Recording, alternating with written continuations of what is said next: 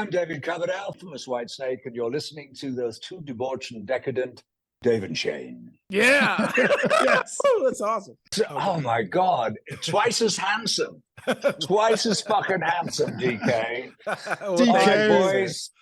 Oh, this is so great. You Where know, we've are been you, talking by the on way? What I'm in are you guys? Detroit and Shane's in Philly. Philadelphia. Oh, kick-ass. The marvels of technology. Yep, two great rock and roll cities. And look at you, all cool here, Shane, with your wired AirPods. I'm very teen of you. There we go. I've got my own hoodie. I swear to God. He's the tech master. He's the tech master of it all. I like collect Supreme hoodies. So I love it. All right. Yeah. Anyway.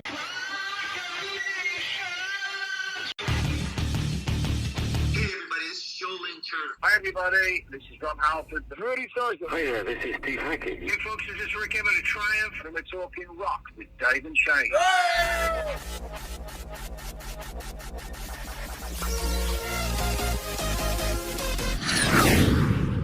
Woo! Rocking and rolling, Dude. ladies and gentlemen. Dude. Brother Shane fired up, talking to the one and only David Coverdale, DC Wow. Whitesnake, the remastered version of Still Good to Be Bad. Good to Be Bad back in 2008. Now it's Still Good to Be Bad. The box set for CD Blu-ray collection available April 28th in a few days as of the taping of the show. Newly remastered versions and remixed versions of the album, rare and unreleased music, and concert video from the album's world tour. Oh my God. It was always a blast talking with him. Shane, what's going on?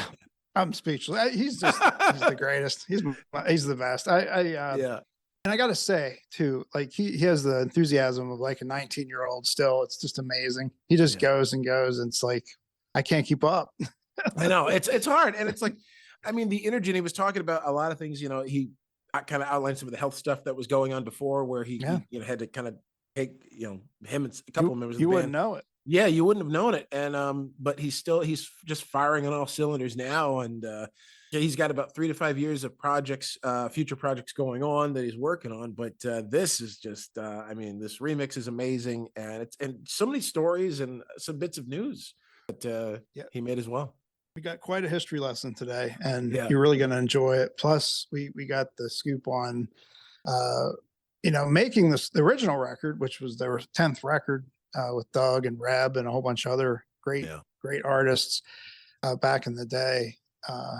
Good to Be Bad is a cruncher, man. And these remixes, and especially I got to say this because I've been buying them recently, but Blu-ray audio, dude, is a whole other level of stuff. And the fact that that's one of those is being included in this, just amazing. So can't recommend it enough, you know. But dude, we covered the whole we get the whole shebang. soup to nuts today. Yeah. Which we got a lot more time, and it was just great hearing stories about everything from Deep Purple to early Whitesnake to Coverdale mixing this record with you know, and finding guitar solos and you name it, man. I'm just glad their tapes weren't destroyed in that big fire. Yeah, I was worried about that for so long. I mean, we talked about that when it happened on the show, and it's like, geez, I mean, remember, you know, and there's a lot of like, every band was saying, okay, what do we have left? You know, just terrifying to think about that. But best years and Summer Rain and a whole new, you know, rainbow aura, arena, whatever, aura, But yeah, we got pretty philosophical today, and it was just a real nice chat. It's really cool to pick his brain about technology and AI and the use of tapes live, and he had a lot to say. So check it out, man. This is going to be I can't wait to do a history lesson with this. It's just so much. And Spooky Tooth, you know, talk about Spooky Tooth, talking about his love of Elvis early on. Little Richard did the story. Yeah, Little Richard, being a giant Little Richard fan, having the autograph that he got from him way back, you know, talking about working with, of course, we mentioned Jimmy Page, you know, his relationship with, he talked about Ronnie Dio. I mean, just so much cool stuff. I mean, my gosh, you know, it just, we reached new heights in terms of the Whitesnake, you know, we've got, let's see, we've talked to Doug Aldrich, we've talked with, you know, Rudy Sarzo, right? other members of the band. So, I mean, we could do a whole Whitesnake extravaganza, which I really want to do. Absolutely. But this is it's just so great to kind of dig deeper. That's what we love to do on the show, just dig deeper, you know? Because, I mean, again, as we've learned, you know, time is fleeting. Right. And to get these legends, just to open up and us to sit down and get a chance to talk to them about everything and anything all at once sometimes. Yeah. That's right. It's just, and this is our second time getting a chance to talk to Mr. Coverdale. And I got to say, like, wow, I'm speechless. I really am.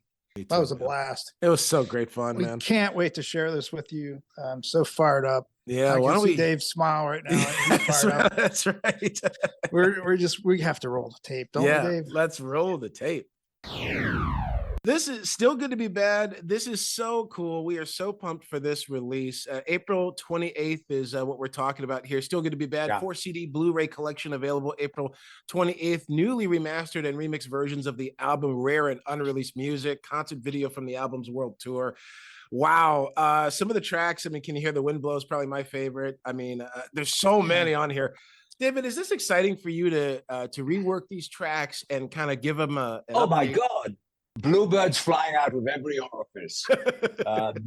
That's how exciting it is. And there goes another one. You might see feathers fluttering around. No, this is an incredible opportunity that I've embraced through talking with my colleagues here. With me having an incredibly blessed career for decades, I've been involved in always at the top of technology at that particular time, but it doesn't really stand up to today's amazing digital sonic qualities. I mean, even with vinyl, people are still recording on digital Pro Tools or whatever, and then cutting it into vinyl. But I've always been a kind of frustrated DJ. So back in the days when Sony came out, Philips came out with a cassette, I'd start doing playlists and stuff. Oh my God, which turned into the iPods. I'd take a dozen iPods on the road. I just lived and breathed music. But I could never really put a satisfying Whitesnake playlist together because technically they were all different levels, different clarities. You know, the mastering back in a particular time maybe wasn't quite as sparkling as it is. So I made a decision a couple of years ago. Look, I spoke to Rhino, who were incredibly supportive, and I said, this is what I'd like to do. It's at this time in my life. This will be my legacy series of what I've been able to achieve under my own flag, under my own banner, of course, with the help of amazing collective of musicians. And all of this is highlighted. Maybe instruments I was missing on 87 or Slip of the Tongue. I've got the amazing Derek Sharinian to come in and add that a scorching frequency of Hammond organ, which brings the Whitesnake identity full circle for me. And I'm extraordinarily grateful to Derek. And it was interesting because after losing John Lord to Deep Purple, quite rightly, he was a founder member of the band. I thought I'm just going to focus on my two guitars, you know? Yeah.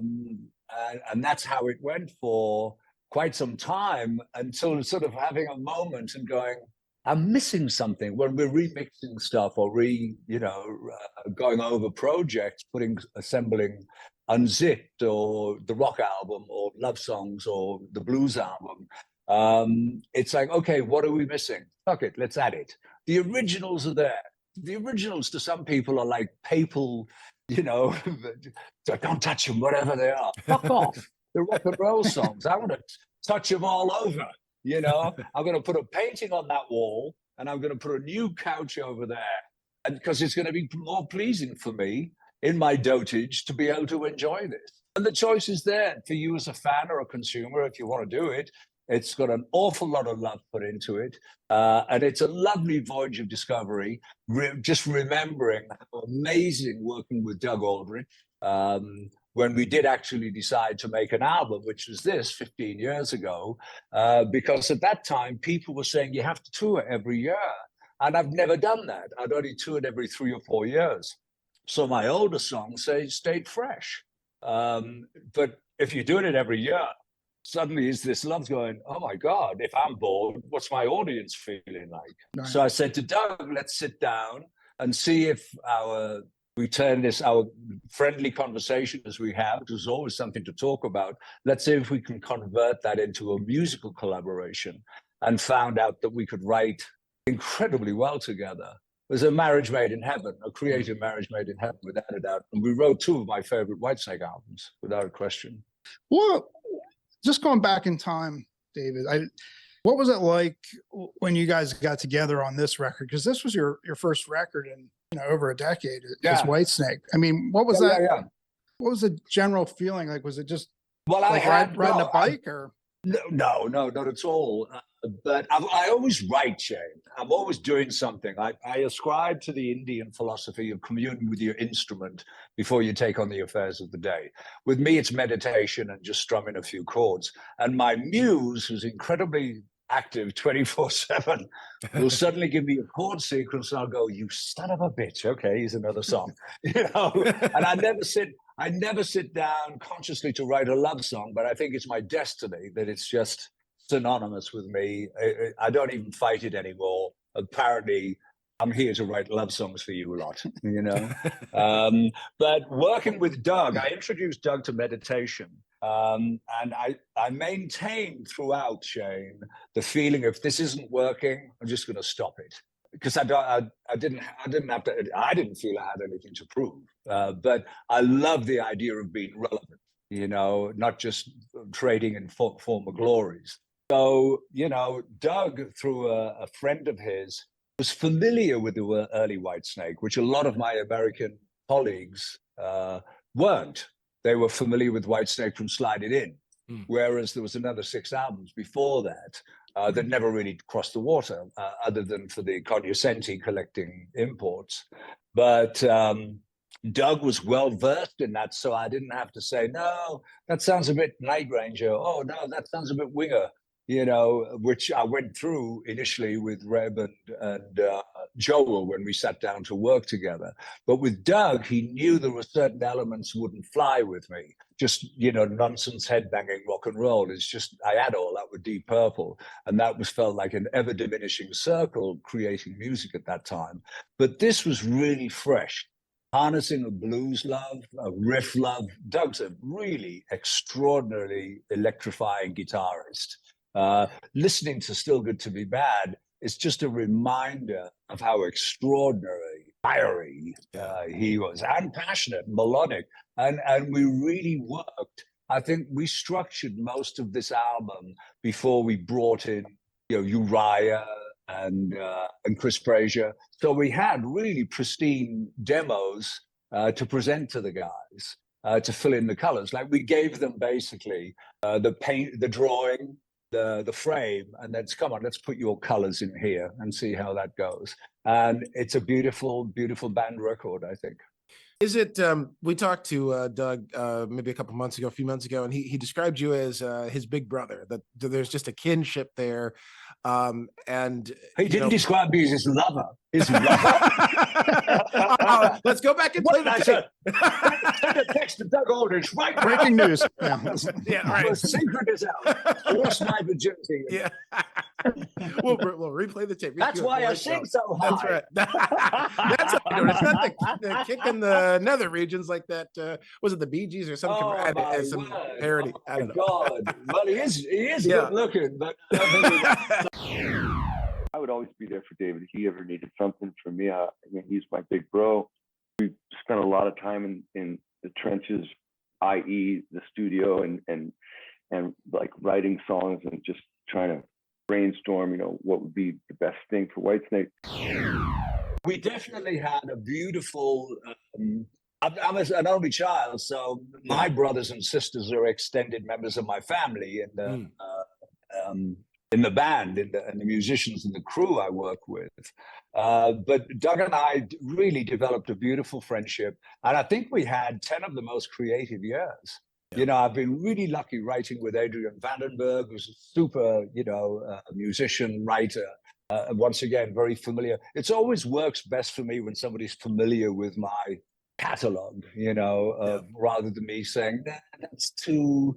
really, let's just write Motown songs with heavy drums and heavy guitars. That's all. Right. So once I'm basically the arbiter as the executive producer, whatever the title is. I know what I want, and I bring people in I think can help Whitesnake go further. And Doug definitely did that exceptionally so. And hopefully I can inspire and motivate somebody to be all that they can be, to spread their wings, and fly. And if they're shit in the nest, it's a one-way ticket home. I brought it up because I was just curious, like, that era, I mean, it was a later lineup of the band, but it's still so crisp and it's got so much the new modern sound and the classic sound. So it's like that bridge. And I think the remix even echoes that. So what does it feel like for you to have all these, you've had so many different lineups, but there's something special in every one. Yeah. Well, one of the things we can do now after getting our work back from Universal is we can go really deep. And because some of these things, like when you go into the Slide It In, we looked at for the Slide It In song, for instance, for the Greatest Hits record we put out last year. We found a solo. The more we dug into these tracks, we found a solo we didn't even know existed from John Sykes. Wow. So it was like, oh my God, everybody's heard the other version. Let's have this, and it's as fresh as a spring morning, So I love and stand by what we're doing, and it gives me and the Hook City Hooligans a great source of pride, to be doing these things. I work with Professor Tom Gordon, a professor at UNR. Here, extraordinarily gifted co-producer and producer in his own right, of course. So a lot of these songs are new to him. So he's bringing in fresh angles for me to look at and discuss and consider. It just really is a breath of fresh air and very. I'll give you a perfect, simple answer. I go home and my wife says, "It's so nice to see you coming home happy and fulfilled," rather than, Yeah. So that's quite the validation for me. But for instance, on here, I took artistic license and brought in 3 beautiful session singers in Reno we call the Hook City Harlots. And they sang on. I was hoping to have time. Time is a really bugger recently. It's just running out very quickly. But I wanted to shoot a video like in the 60s with these great Live at the Marquee, 5 Live Yardbirds and all this. I wanted to do this because we also used, I wrote a tribute to Stevie Wonder called If You Want Me. And I always thought it should have had horns, like Superstition. So we brought in the Hook City horns, So as long as, but the very important thing, I spoke to an old friend of mine, I'm sure you know, Eddie Trunk yesterday. Yep. And he said, at least you're giving the older fans who don't want you to touch the old sacred mixes or whatever, you're giving them the original album just remastered. And this is the new coat of paint, the new set of drapes, the new rug in front of the TV, Yeah. And I'm loving it. It's very, very rewarding for me, very fulfilling. It's like the fans are getting a whole new album in a way. I mean, that's what. Yeah, I think so. Well, here in America, Shane, I worked with the first independent company I've ever been with because I just couldn't come to terms with how overtly corporate America had become, the music business. I'm familiar, or most of my career, I've been able to work with executives who actually played an instrument, and made a conscious decision that, okay, if I'm not going to be successful as a musician, I'm going to go into the music business, so I'm associated with music. Those are people I can talk to. But if you just graduated from business school, I don't have a lot in common. We can't discuss approaches to this and that or whatever. So I met with independents. Well, actually, they came to me. I went, okay, but of course, they didn't have a large imprint. The album started doing amazing. And then the company became basically the equivalent of the Titanic, but with a good band. So it's almost like it's a new record. So whatever we lost back then, we've regained. You were talking about, go ahead, Shane. I just wanted to, the ailments and stuff really hurt you guys on this tour that you were going to be on last year. Was heartbreaking for us. I mean, Reb and Oh, Tommy both, and you with your voice. yeah. Does it seem like it's not going to happen, or are you determined to get No. out there one last time Well, and do this right? It's Shane. It's not really a professional decision. Right. It's literally a health decision. Mm. Last year, it took me 7 months to get rid of a sinus infection that went so deep into my body. And then we discovered a secondary one, which is why I had to cancel the US tour. So all of the appalling antibiotics I'd had for 3 months, and all the damage it did to my system, Yeah. it was a waste of time because this other infection was canceling it out. So I had to go on to heavier medications and steroids, and at the same time ignoring a torn rotator cuff, which I can work with. One of my assistants is schooled in KT tape and all this kind of stuff, because all my injuries have always been sporting. That's bizarre, apart from infections. Yeah. Only the same way. So I was, when I was on stage with Stevie Vai at Hellfest, which turned out to be the last Whitesnake show, hopefully not the last Whitesnake show. But I was underneath my shirt, my shoulder was taped up like I was going into the arena to face another gladiator. It was, and you couldn't really tell. And thank God I could still fling the mic stand around, but as soon as I got signed off back in January, the infection had gone.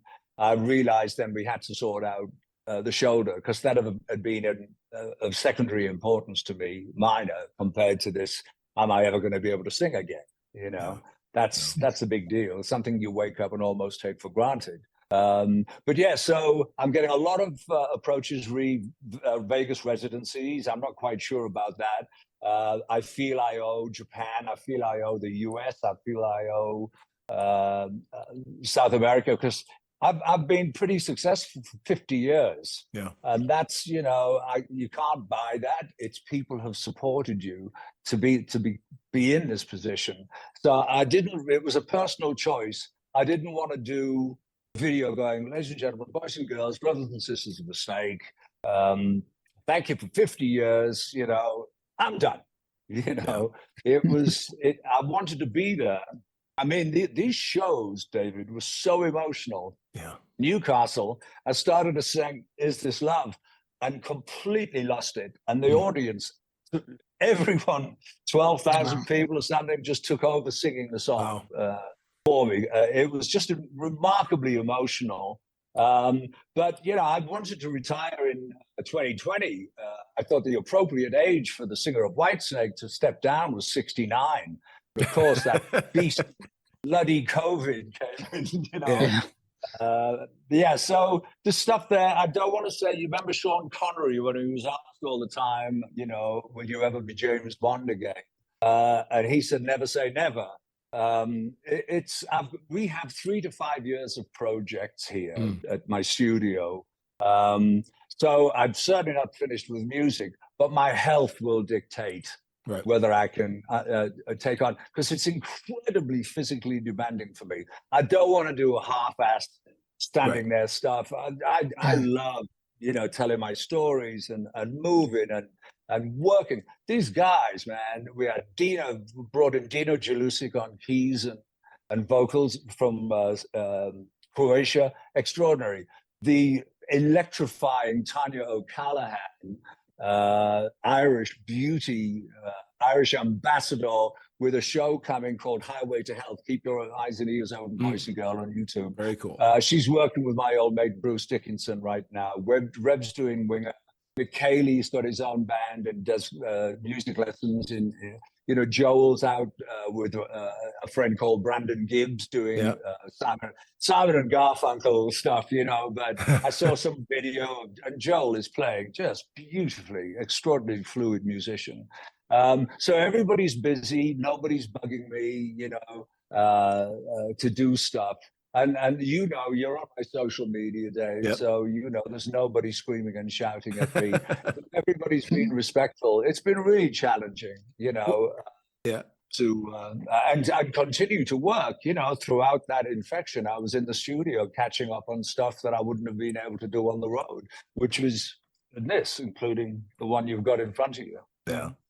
Well, and yeah, we always love you on social media. You keep everything happy and fun, and just, and we need that these days. You mentioned 3 to 5 projects. Is any, I guess, 2-part question, is any of that, like, say, newer stuff that might come out, like a newer record, or? Oh yeah. Yeah.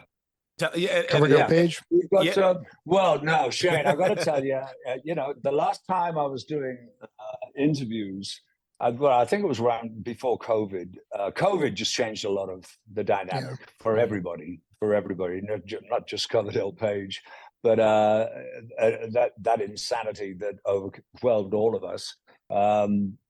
I had a settlement coming back from Universal. I was moving to Warner Brothers at Rhino, and to get all the tapes back. And I got my lawyer and I negotiated getting the rights to Coverdale Page, because they weren't doing anything with it. And I called Jimmy. I said, "You're not going to believe this. I've got control of the Coverdale Page stuff. Why don't you do a remix? It's going to be the 30th anniversary in 2023. Go figure. Why don't you do the Jimmy Page mix? I'll do the David Coverdale mix. We'll have the original one remastered, and we have so many assets of bootlegs and rehearsals and demos and all of these kind of things. And then COVID, it just closed it down. Yeah. And then when we came out of it, I had my commitment to do my farewell tour. So it was just impossible. It's the 30th anniversary this year, and I do apologize, but it just hasn't been time.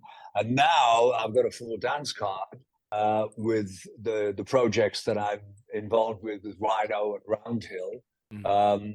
So I'm hoping Jimmy will take the reins on that, because I trust him implicitly to do an amazing job.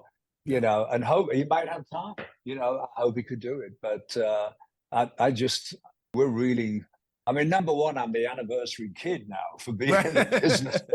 Yeah. Like every day, I'll go, Christ, it's what, the anniversary of, oh my God, losing my virginity? Where was that? Yeah. But somebody will come on. I have no idea. You guys tell me it's an anniversary. My amazing art director, Hugh Gilmore, he'll go, you're coming up to the, oh my God, 48th or 49th anniversary of California Jam. If you sit, as I do at times, to reflect and meditate, I'm going, oh my God, it's almost 50, my 50th anniversary of joining Deep Purple this year. Amazing. 20th anniversary of working with Red Beach. I don't know how I put up with her. I tell you. I was going to say 20 years. He's been there a long time now. Yeah, that's right. Yeah, the longest surviving member of Whitesnake, other than Mrs. Coverdale's little boy.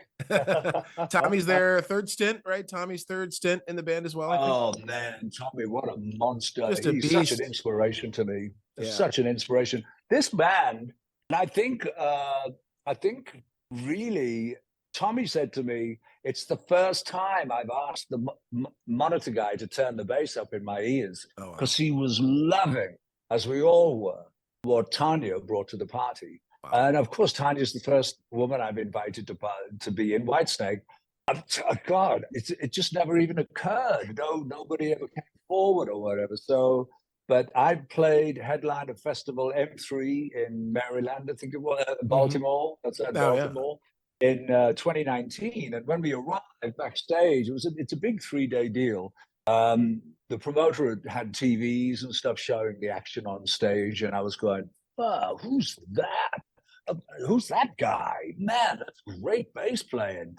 Steven Adler's band, my old mate from Guns. And then she flicked her head at Moose Tits. I'm going, oh, that guy's a girl, and I was rooted to seeing her, and it must have, made a bookmark in the memory cells, because I met her afterwards, found her to be utterly charming with the most lilting Irish accent.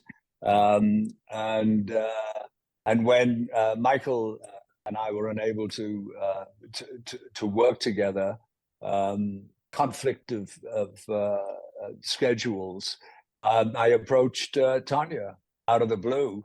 She's out, in the Joshua Tree in the desert and stuff, and getting a FaceTime from her.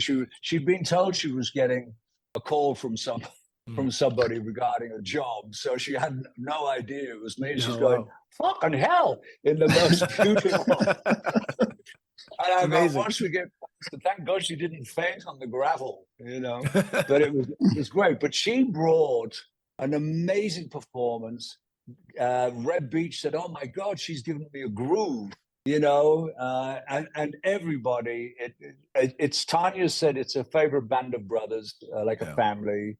And it was heartbreaking for her. I mean, she's, you know, completely health kid, you know, nothing's going to get through her protective barriers, you know. She's so incredibly healthy, but all around her we were dropping like flies, you know? So I guess just to jump in super quick, like so depending on health, there could be maybe a few more shows, and then 3 to 5 years of projects would maybe include a new album, possibly. Well, I'm not sure I want to commit to an album this day and age. The worst news, I was talking relatively recently to my friends at Warner's, and they had this dire prediction, which does look like it, that CDs are going to be phased out in 3 to 5 years. Oh, boy. So, you know, I want to get these projects out there. For instance, my wife and I treated each other to new cars at Christmas, and neither one has a CD player. Yeah, neither I one. hate that. Yeah, I hate that. Wow. Well, no, it's just the sign of the times. Yeah.